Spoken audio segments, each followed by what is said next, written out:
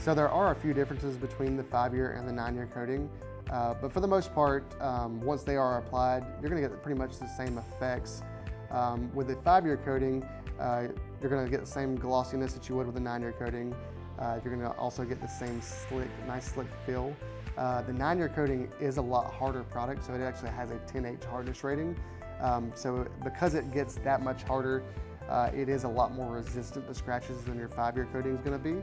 So it will hold up against the wear and tear. That's what actually makes it last that extra 4 years, is just because the hardness of the product lasts that much longer.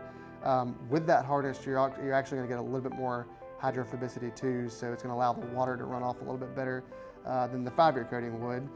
Now, if that is an issue, we do have other coatings to apply on top of that. We have what's called an exo coating that you can apply on each one of them that is actually a little bit more hydrophobic than even the 5-year and the 9-year. So it's a ceramic topper that you apply on. But for the most part, with the 5-year and the 9-year coating, when you get your vehicle back, that moment, you're not going to see a whole lot of differences at that very moment.